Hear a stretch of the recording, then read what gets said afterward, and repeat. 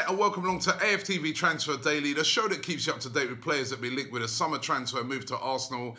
It's the morning after the night before, and it was a very, very late night last night after that England game where England got that last-minute winner, and the England fans in the stadium went absolutely ballistic, including myself, and it was crazy in there, crazy atmosphere there yesterday.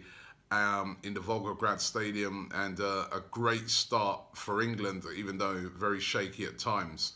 And do you know what one of the interesting things was yesterday is the amount of Russian fans that were in the stadium, because obviously loads of neutral fans inside the stadium that were supporting England. Yes, England. You hear all these stories about Russia and England and hooliganism and stuff like that. The majority of the Russian fans inside that stadium were supporting England. They had on they'd have a Russia flag painted there and an England flag painted there. It was absolutely brilliant. Great atmosphere. The Tunisian fans were brilliant as well. And that's why I'm a bit worse for wear today, because even was out celebrating last night after the game, even with some Tunisians. Well, listen, what about the business of Arsenal, right? And it looks like we're set to make another signing. Could even be today, could even be by the time you've watched this video, this signing might have been announced already, and that's the signing of Bernd Leno from Bayer Leverkusen. We've been talking about him for weeks here on the show. You know, we were straight onto this one when the links were being put out there. 26-year-old goalkeeper, very, very highly rated over there in Germany. He was actually in the German squad that went to the Confederations Cup just before the World Cup, and was very unlucky to miss out on the full German squad. I mean, they do have some real top quality goalkeepers in Ter Stegen and of course Manuel Neuer. So he was, you know, up against some very stiff competition, but he did miss out, and he is set to be Arsenal's latest signing. The fee said to be around about £22 million, so that's been very reasonable for Arsenal. They've not had to break the bank to sign him. When you hear about some of the fees that were being demanded for people like Alisson at Roma and people like Oblak, you know, these into the 70, 80 million pounds. If you even look at, say, the goalkeeper who was in goal last night, Jordan Pickford for England, he went for what, 35 million pounds. So Leno is in the same sort of league as a Pickford, maybe not as an Oblak, but same sort of league as that. That represents excellent value for 22 million pounds for Arsenal, and he will become the latest player that Mislintat and Raul Sanelli are looking to strengthen the spine of the club. And last year, certainly, goalkeeper was a problem. Petr Cech didn't have a great time. Ospina's always seemed to be on periphery, and Leno will be coming in, and I assume, you know, that he will be the #1 goalkeeper. Who will leave though? If Leno becomes the #1, who goes out of Petr Cech and Ospina? Petr Cech, of course, vastly experienced. You know, he's made mistakes, but he doesn't let the place down. He's known in the dressing room as a leader. As I said, vastly experienced. But will he stay? We know that Napoli are interested in him. You know, Ancelotti, who's the new manager there, would be like to be reunited with him. He had him at his days at Chelsea. Or will it be David Ospina who goes, who gets his campaign at the World Cup underway today? Will he be the person that leaves? I mean, it's one of those two, I think, is definitely going to go. It all boils down to who's going to be willing to play #2. Now, we know that Ospina's played the #2 role over the years, but surely Ospina's going to be wanting to go somewhere and become the #1 goalkeeper. I mean, you know, he's a Colombian international. He's like the lead, you know, the leader of his team really, and yet still he's just a #2 bit part player for Arsenal. And of course, Cech, as I said, you know, Cech's vast experience is running down now his career. You know, if he's got an opportunity to play in Napoli, he will. What do you guys think? Who do you think out of those two, who would you move on and who would you keep? Would you keep Cech or keep Ospina? Would love to know. We'll do a poll on it as well. Let me know which one of those two you think we should keep, along with Bernd Leno, who's definitely coming into Arsenal. Even David Ornstein, all these guys tweeting about it yesterday. It's happening. Leno is coming in. Will Unai Emery move for one of his old players in Ever Banega? Now, Ever Banega has been linked with a move to Arsenal today. Banega's now 29, so knocking on a bit. All the players we seem to be getting linked with at the moment are players at 29s, 30s. But he is a very, very good player, a very, very creative player. And if, say, for instance, Jack Wilshere was to leave, which is looking highly likely that that's what is going to happen, somebody who can fill that role. Now, Ever Banega is a quality player. We're being told that his agent is set to have talks with Arsenal. He's got 2 years left on his current deal with Sevilla.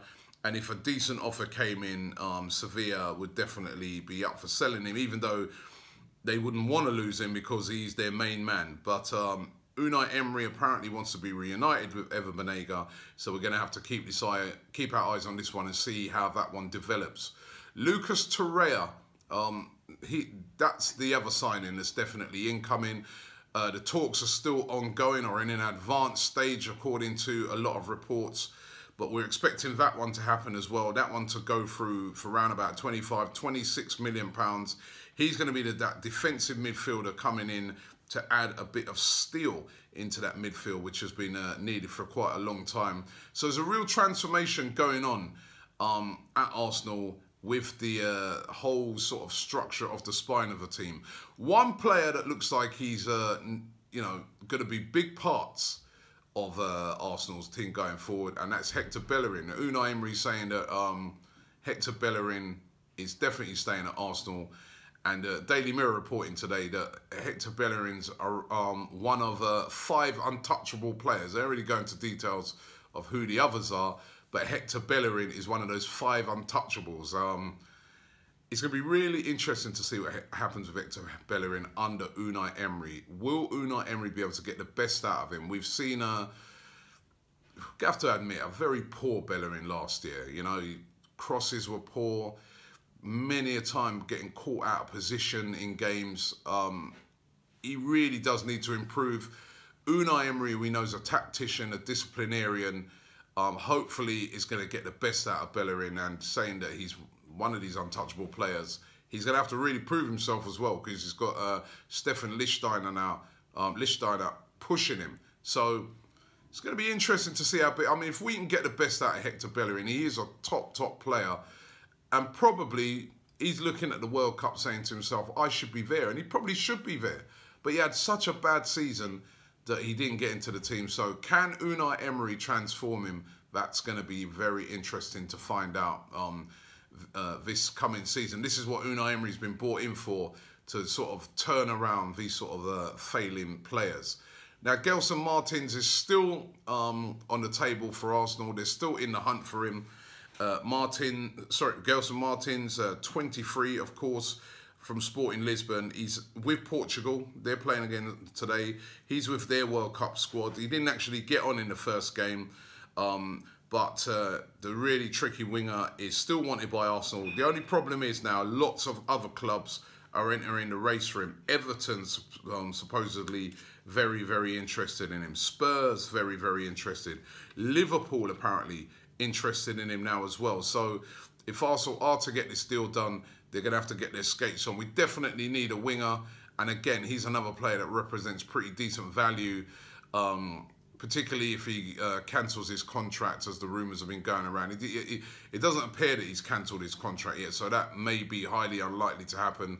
But certainly the fact that, you know, he wants to leave the club, Arsenal are going to have to pounce quick if they're going to get him ahead of some of those other teams that are coming in for him right now.